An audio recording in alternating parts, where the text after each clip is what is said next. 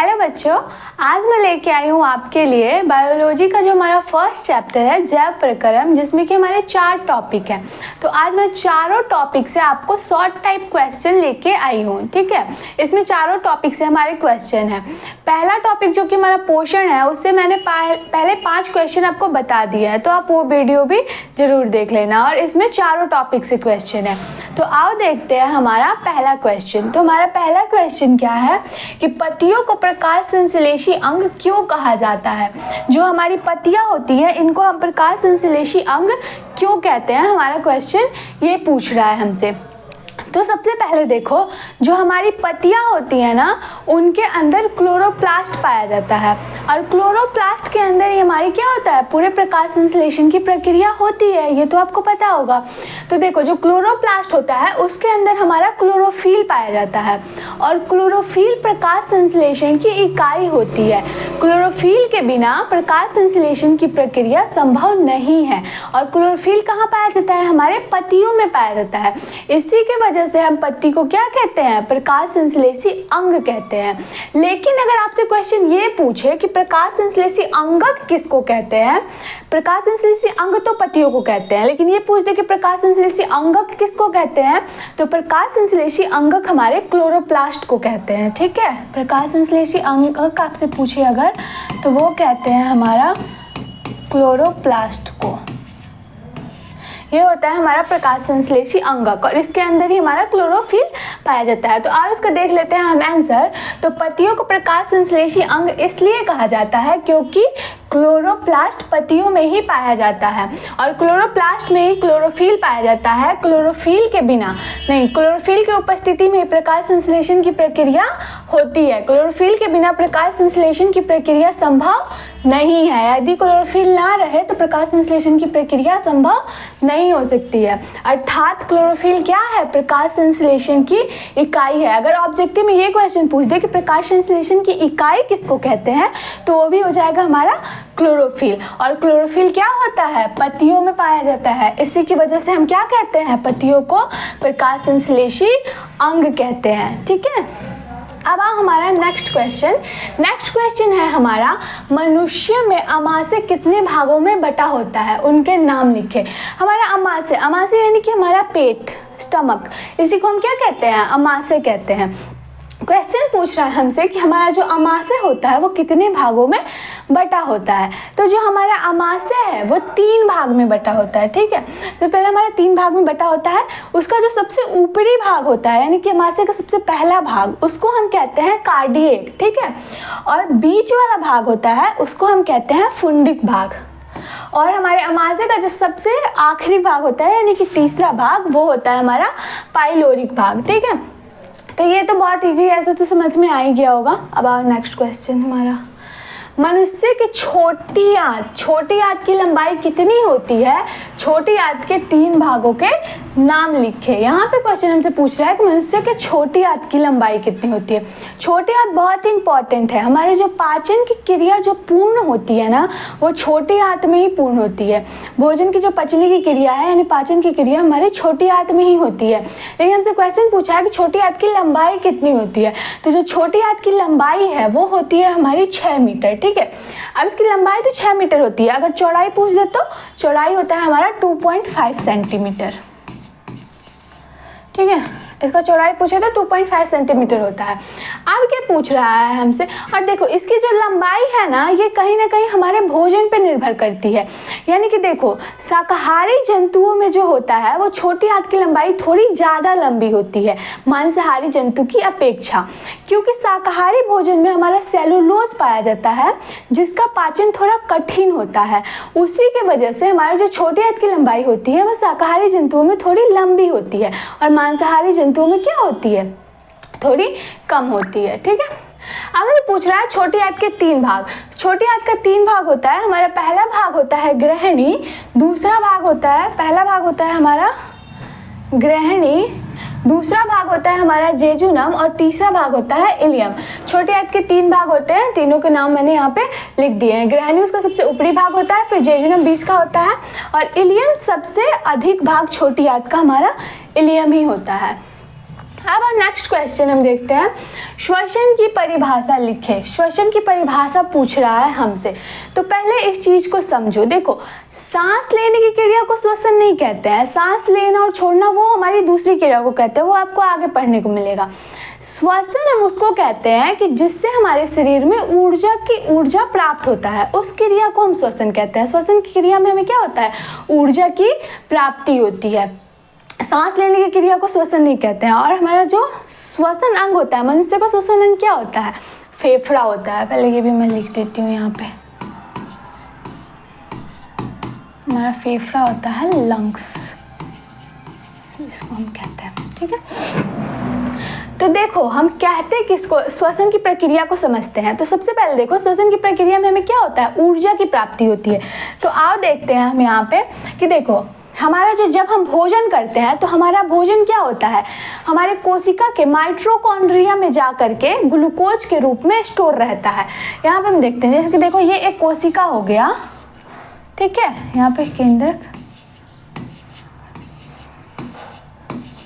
ये हमारा देखो माइटोकॉन्ड्रिया हो गया। तो जब हम भोजन करते हैं तो क्या होता है, हमारा जो भोजन होता है वो माइटोकॉन्ड्रिया में आकर के ग्लूकोज के रूप में स्टोर रहता है, ठीक है, ग्लूकोज के रूप में संचित रहता है। तो जब श्वसन के दौरान हम ऑक्सीजन लेते हैं तो ऑक्सीजन आता है हमारे शरीर में और वो माइटोकॉन्ड्रिया के पास जाता है और वहाँ पे जो भोजन हमारा रहता है उसको तोड़ देता है और उसको क्या करता है, हमें ऊर्जा के रूप में दे देता है। तो वो ऊर्जा भी हमें किस रूप में प्राप्त होती है, तो वो ऊर्जा भी हमें एटीपी के रूप में प्राप्त होती है।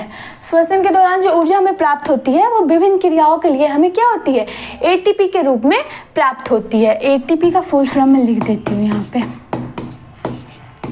हमारा हो जाएगा एडिनोसिन ट्राई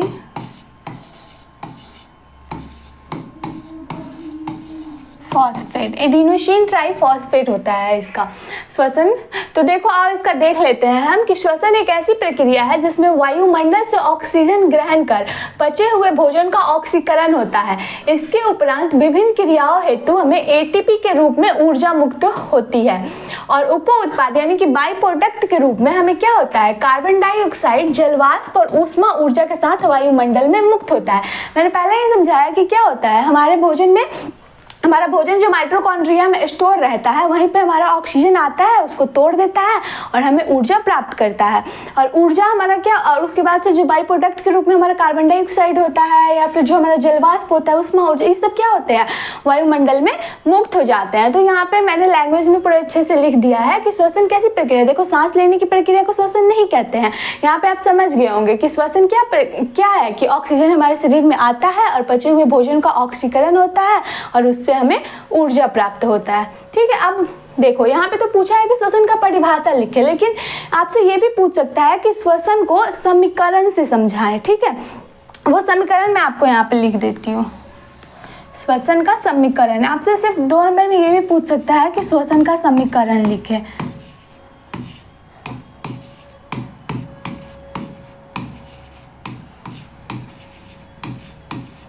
हमारा श्वसन का समीकरण पूछा है। तो सबसे पहले देखो, हमारा ग्लूकोज क्या होता है, हमारा जो भोजन होता है वो ग्लूकोज के रूप में माइटोकॉन्ड्रिया में संचित रहता है, यानी हमारा ग्लूकोज C6H12O6, ठीक है।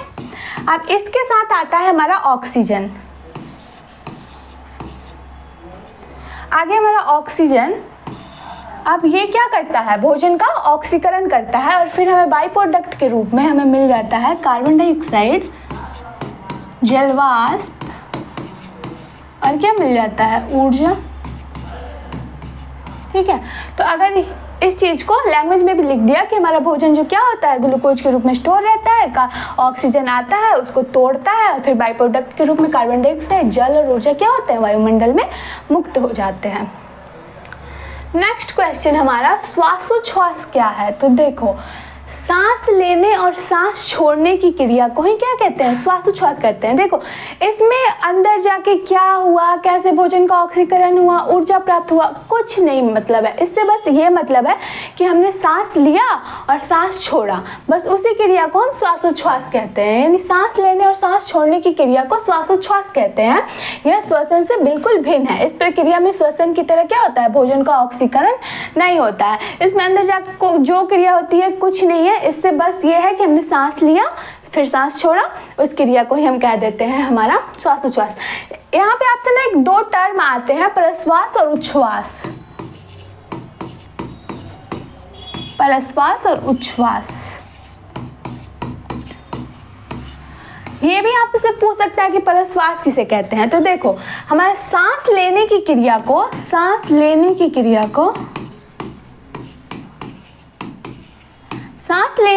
को हम कहते हैं प्रश्वास, और सांस छोड़ते जो हम हैं उसको हम कहते हैं, सांस छोड़ना उसको हम कहते हैं उच्छ्वास। और इन दोनों के सम्मिलित रूप को क्या कह देते हैं, हम श्वासोच्छ्वास कह देते हैं। सांस लेने और सांस छोड़ने की क्रिया को श्वासोच्छ्वास। अब ये एक चीज़ हम देखते हैं कि हम कितना चीज़ लेते हैं अपने शरीर में और क्या क्या छोड़ते हैं। यहाँ पे आ जाओ, समझते हैं हम इस चीज़ को। तो सबसे पहले देखो हमारा श्वासोच्छ्वास,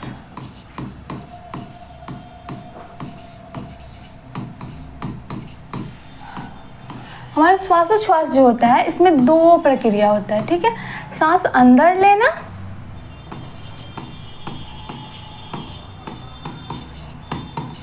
और क्या होता है, बाहर छोड़ना।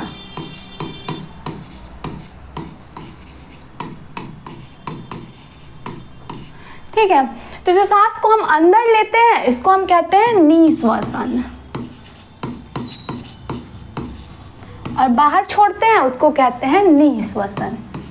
ठीक है, यहाँ पे निश्वसन। अब इस चीज को समझते हैं कि हम क्या लेते हैं और कितना कुछ छोड़ते हैं। तो देखो यहाँ पे हम लेते क्या क्या हैं, तो हम लेते हैं यहाँ पे देखो 72% हम लेते हैं हमारा नाइट्रोजन, नहीं सॉरी 78% हम क्या करते हैं, नाइट्रोजन लेते हैं। ठीक है, 21% ऑक्सीजन लेते हैं, ऑक्सीजन, नाइट्रोजन, ऑक्सीजन। और हमारा 0.03% कार्बन डाइऑक्साइड लेते हैं। कार्बन डाइऑक्साइड आपसे अगर ये क्वेश्चन भी ऑब्जेक्टिव में पूछ देता है कि हमारा जो कार्बन डाइऑक्साइड होता है कि वायुमंडल में कार्बन डाइऑक्साइड का परसेंट कितना होता है, तो वो होता है हमारा 0.03%। अब देखो तो हम छोड़ते क्या हैं, तो नाइट्रोजन हमारा पूरा का पूरा हम छोड़ देते हैं, जितना हम लेते हैं उतना हम 78% नाइट्रोजन को छोड़ देते हैं। ऑक्सीजन जो हम 21% लेते हैं अपने शरीर में, उसमें से क्या करते हैं हम 4% यूज कर लेते हैं और 17% ऑक्सीजन को वापस छोड़ देते हैं। ठीक है, अब आता है हमारा कार्बन डाइऑक्साइड। तो कार्बन डाइऑक्साइड हम 0.03% लेते हैं लेकिन हम छोड़ते हैं 4%। हमारा कार्बन डाइऑक्साइड हम कितना छोड़ते हैं, 4%। यानी कि आपको पूरा मिलाकर 4 याद रखना है। जैसे कि 21 लिया, 17 छोड़ा, तो यहाँ पे भी 4 हो गया, और फिर छोड़ा कितना, तो हमने 0.03% कार्बन डाइऑक्साइड लिया और 4% छोड़ा, यानी 4 याद रखोगे तो ये हो जाएगा आराम से। तो इसी प्रक्रिया को हम श्वासोच्छ्वास कहते हैं, यानी कि सिर्फ सांस अंदर लेना और सांस बाहर छोड़ना, ये क्रिया हो गई हमारी श्वासोच्छ्वास। नेक्स्ट क्वेश्चन है हमारा, मछलियों में गील्स कहाँ पाया जाता है। गील्स जो है वो मछली का श्वसन अंग है। मछलियाँ इसी की मदद से क्या करती हैं, सांस को मतलब अपने ऑक्सीजन को ग्रहण करती हैं। हमसे क्या पूछा है कि गील्स कहाँ पाया जाता है। तो देखो मछली का जो सिर होता है उसके पार्श्व भाग में, पार्श्व भाग यानी कि एक निश्चित स्थान, देखो जैसे मछली का सिर हुआ उसके ठीक नीचे उसका जो आँख होता है उसके पीछे, जस्ट पीछे, यानी देखो एकदम सिर के नीचे और आँख के जस्ट पीछे उसका जो गील्स होता है वो पाया जाता है। ठीक है। तो मछलियों में गील्स मछली के सिर के दोनों पार्श्व भाग में आँख के ठीक पीछे स्थित होता है। गील्स मछली का श्वसन अंग है। इस अंग की मदद से ही जल में घुलित ऑक्सीजन को ग्रहण करती हैं। मछलियाँ जो होती हैं वो कहाँ जल में रहती हैं, तो वो जल में घुलित ऑक्सीजन को गील्स की मदद से ही क्या करती हैं, ग्रहण करती हैं। नेक्स्ट क्वेश्चन आ जाओ हमारा। नेक्स्ट क्वेश्चन पूछा है रक्तचाप। रक्तचाप यानी हमारा ब्लड प्रेशर, शॉर्ट में बोले तो बीपी की माप किस उपकरण से की जाती है। तो रक्तचाप की जो हमारा माप है वो किस उपकरण से किया जाता है, ये आपसे ऑब्जेक्टिव में ज़्यादातर पूछ सकता है कि रक्तचाप की माप किस उपकरण से किया जाता है। तो रक्तचाप यानी कि हमारे ब्लड प्रेशर को मापने के लिए एक यंत्र आता है जिसको हम कहते हैं स्फिग्मोमैनोमीटर, ठीक है। और इसी को हिंदी में हम कहते हैं रक्तदाब मापी। यानी कि अगर दोनों में से कोई, ज़्यादातर आपको स्फिग्मोमैनोमीटर ही याद रखना है, यही ऑप्शन में मिलेगा। रक्तदाब मापी हिंदी में कहते हैं बट वो ज़्यादा मिलेगा नहीं, आपको याद यही रखना है ज़्यादा। नेक्स्ट क्वेश्चन है हमारा रक्त पट्टिकारों यानी कि हमारा ब्लड प्लेटलेट्स का क्या महत्व है। यहाँ पे पूछा है ब्लड प्लेटलेट्स का क्या महत्व है। अब सबसे पहले आप ये समझिए कि प्लेटलेट्स आखिर है क्या। यहाँ पे तो सिर्फ ये पूछ दिया कि प्लेटलेट्स का महत्व बताए, तो प्लेटलेट्स हमारा है क्या, ये चीज़ को समझते हैं हम सबसे पहले। तो देखो हमारा जो ब्लड होता है वो दो भाग में बटा होता है। एक होता है हमारा तरल भाग, दूसरा होता है हमारा ठोस भाग। यानी कि देखो यहाँ पे हमारा ब्लड आया, जो तरल भाग होता है उसको हम प्लाज्मा या प्लाविका कहते हैं। प्लाज्मा क्या लिखते हैं,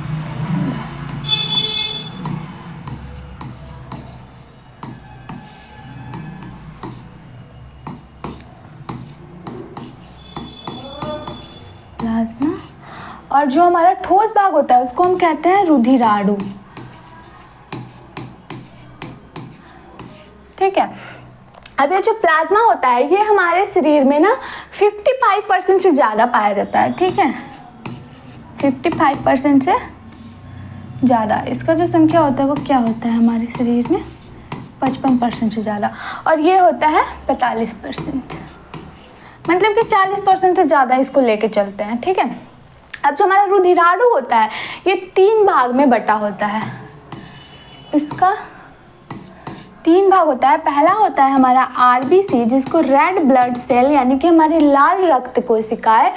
फिर आता है हमारा डब्ल्यूबीसी यानी कि white blood cell, white blood cell यानी कि हमारा क्या श्वेत रक्त कणिकाएं। और तीसरा आता है हमारा ब्लड प्लेटलेट्स यानी कि क्या हुआ हमारा प्लेटलेट्स आता है, प्लेटलेट्स आता है, ठीक है। आप देखो यहाँ पे हमसे क्या पूछा है, प्लेटलेट्स का महत्व क्या है। देखो प्लेटलेट्स जो है वो हमें शक्ति प्रदान करता है। अगर प्लेटलेट्स की संख्या हमारे शरीर में कम हो जाए तो हमारा शरीर क्या होता है, कमज़ोर हो जाता है बहुत ज़्यादा। यानी प्लेटलेट्स की संख्या हमारे शरीर में होता है 1.5 लाख से, देखो ऐसे आप यहाँ पे ना लिखे हुए कहीं मिल सकता है कि 2 लाख से 4 लाख तक होता है प्लेटलेट्स हमारे शरीर में, लेकिन एनसीईआरटी के अकॉर्डिंग 1.5 लाख से 3.5 लाख होता है हमारे शरीर में क्या प्लेटलेट्स हमारा। ये जो होता है ये 5 मिलियन होता है और ये हमारा 10,000। यहाँ पे हमारे प्लेटलेट्स के बारे में पूछा तो मैं ज़्यादातर उस पर ध्यान दे रही हूँ, ठीक है। और इसका जो जीवन काल होता है ये होता है हमारा 7 डेज, और ये होता है हमारा 12 से 20,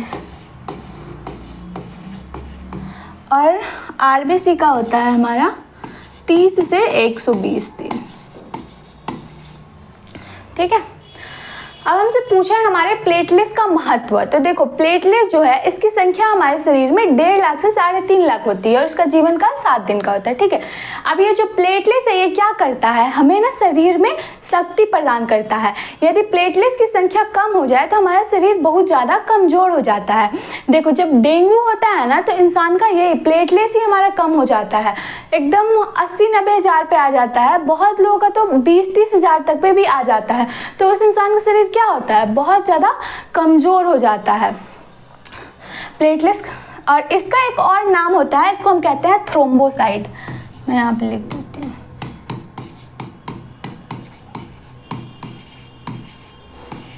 थ्रोम्बोसाइट।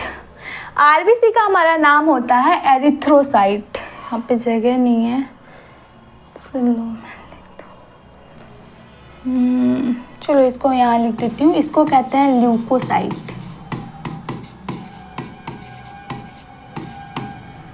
और इसको एरिथ्रोसाइट कहते हैं।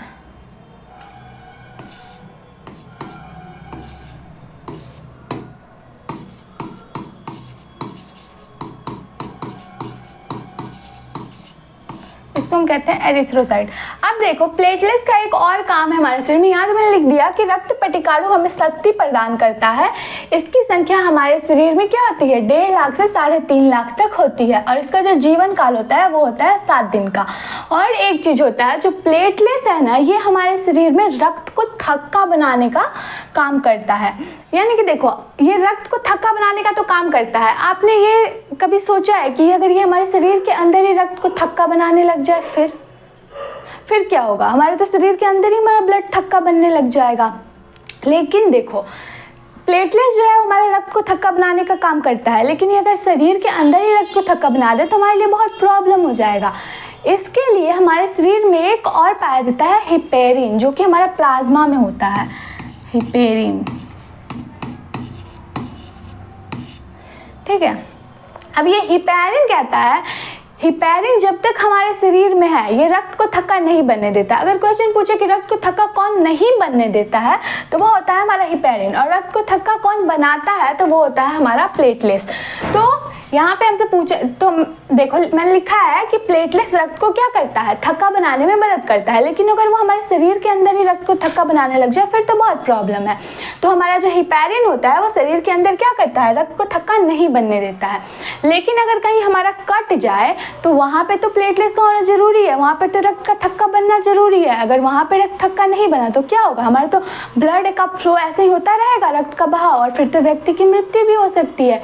तो देखो, हिपेरिन में एक बात होती है कि हिपेरिन को जैसे ही वायु लगता है ना, हिपेरिन की मृत्यु हो जाती है। तो देख रहे हो बॉडी बनाने वाला कितना इंटेलिजेंट है कि जब तक शरीर के अंदर हमारा शरीर के अंदर प्लेटलेट्स है तब तक वो थक्का ना जमाए, उसके लिए हिपेरिन को डाल दिया। और हिपेरिन में क्या होता है, जैसे ही वायु लगेगा उसकी मृत्यु हो जाती है। यानी कि हमारा कहीं जब कटता है तो वहाँ वायु लग जाता है, वहाँ का हिपेरिन मर जाता है, और फिर हमारा प्लेटलेट्स आकर के क्या करता है, उसको थक्का बना देता है। यानी देख रहे हो, दिमाग अंदर है तो थक्का ना बने उसके लिए हिपेरिन, और बाहर है तो थक्का बना दे, तो वहाँ पे क्या होता है, हमारा हिपेरिन मर जाता है। फिर प्लेटलेट्स आकर के क्या करता है, रक्त को थक्का बना देता है। एक बीमारी होता है हीमोफीलिया, यहाँ पे लिखती हूँ, हीमोफीलिया। ये हमारा बीमारी होता है, देखो हीमोफीलिया। ये इस बीमारी में क्या होता है ना कि यही जो हमारे रक्त को थक्का बनाता है, यानी कि हमारे प्लेटलेट्स का जो होता है वो कमी हो जाता है, जिसकी वजह से क्या होता है, अगर इंसान को थोड़ा सा भी चोट लगता है तो लंबे समय तक रक्त का बहाव होता रह जाता है और फिर व्यक्ति की मृत्यु हो जाती है। इस रोग के बारे में आपको 12th क्लास में बहुत अच्छे से पढ़ने को मिलेगा। और इस रोग को ना हम रॉयल डिजीज़ भी कहते हैं, क्योंकि ये सबसे पहले राजघराने में किसी रानी को हुआ था। तो ये राजघराने से ये बीमारी चलती आ रही है, इसलिए इस बीमारी को रॉयल डिजीज़ भी कहते हैं। इसके बारे में आपको 12th में बहुत अच्छे से समझने को मिलेगा। यहाँ पे मैं इसको हटा देती हूँ,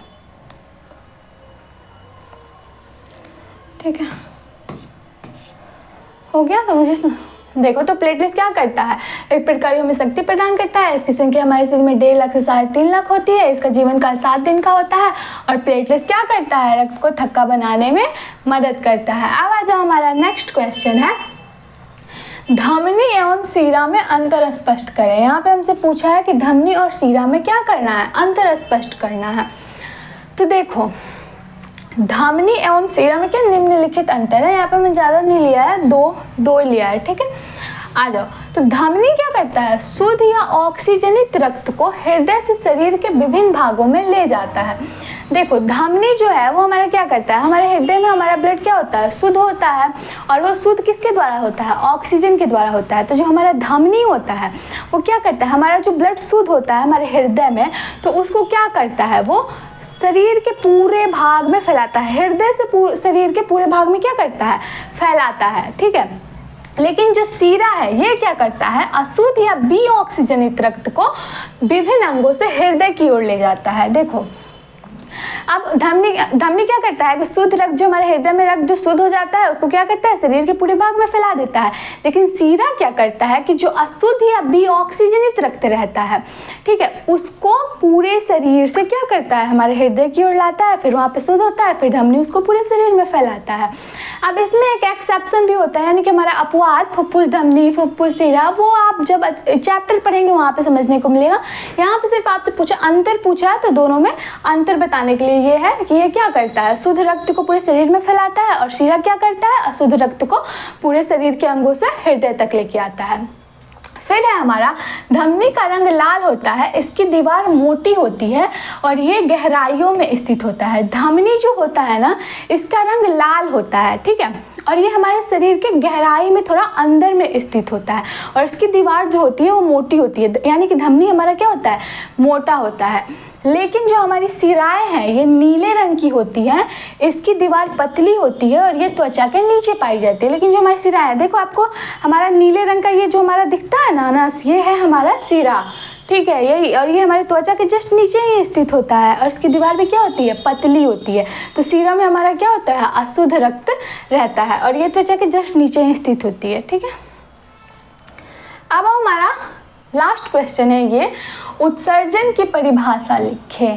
उत्सर्जन की परिभाषा, अपशिष्ट पदार्थों को शरीर से बाहर निकालना उत्सर्जन कहलाता है, और वह अंग उत्सर्जन कहलाता है। यानी अपशिष्ट पदार्थ यानी कि खराब पदार्थ को शरीर से बाहर निकालना उत्सर्जन कहलाता है, और वैसे अंग जो उन पदार्थों को बाहर निकालते हैं उन अंगों को हम उत्सर्जी अंग कहते हैं। आओ देखते हैं, ये पढ़ोगे फिर समझ में आएगा। देखो सबसे पहले वो हमारा त्वचा यानी कि हमारा स्किन, ये क्या करता है, इसके द्वारा जो उत्सर्जी पदार्थ हमारे शरीर से बाहर निकलता है वो होता है हमारा पसीना और नमक। पसीना यानी कि हमारी त्वचा से जो उत्सर्जी पसीना बाहर निकलता है, वो तो आपने देखा ही है कि पसीना क्या होता है, हमारे त्वचा की मदद से बाहर निकलता है। तो ये पसीना भी हमारा उत्सर्जी पदार्थ है जो कि किससे, त्वचा की मदद से बाहर निकलता है।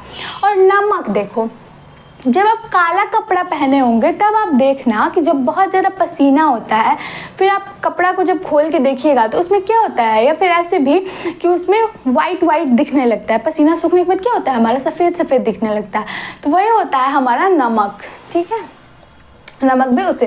फिर आता हमारा फेफड़ा यानी कि हमारा लंग्स, इससे क्या उत्सर्जित पदार्थ बाहर निकलता है, कार्बन डाइऑक्साइड और वाष्प। श्वसन पढ़ाया तभी भी बताया आपको कि क्या निकलता है, कार्बन डाइऑक्साइड और वाष्प क्या होता है, हमारे फेफड़ा से बाहर निकलता है, क्योंकि फेफड़ा हमारा श्वसन अंग है।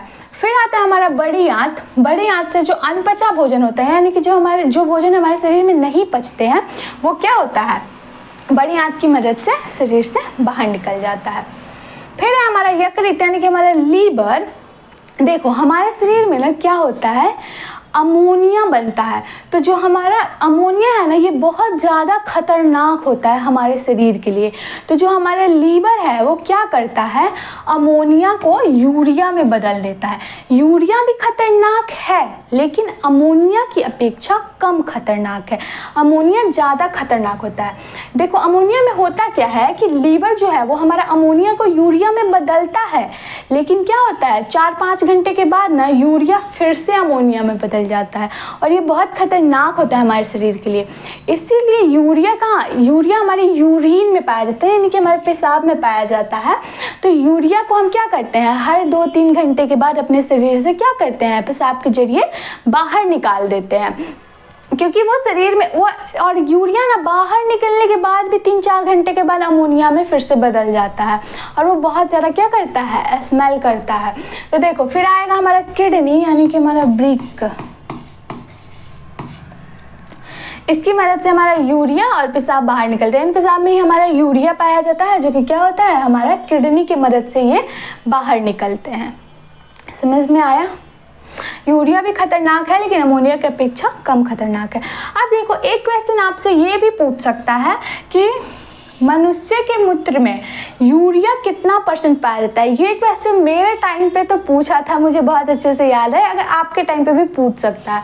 तो अब मैं यहाँ पे आपको पूरे अच्छे से ही बता देती हूँ कि मानव के मूत्र में कौन कौन सा अवयव पाया जाता है।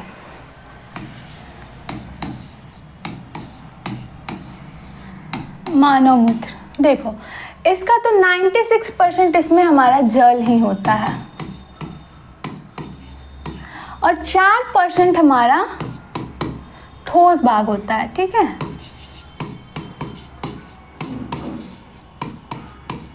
जिसमें से हमारा 2% यूरिया और 2% क्या होता है, अन्य पदार्थ होता है।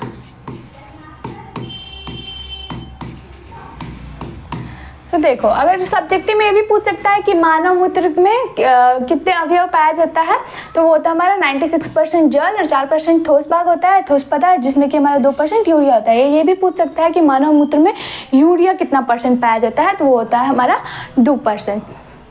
अगर ये क्वेश्चन पूछ दे कि मानव के मूत्र का जो रंग होता है वो पीला क्यों होता है, कि मानव मूत्र का रंग पीला क्यों होता है, तो वो होता है हमारा यूरोक्रोम के कारण। यूरोक्रोम के कारण हमारा क्या होता है, मानव का मूत्र पीला होता है, ठीक है।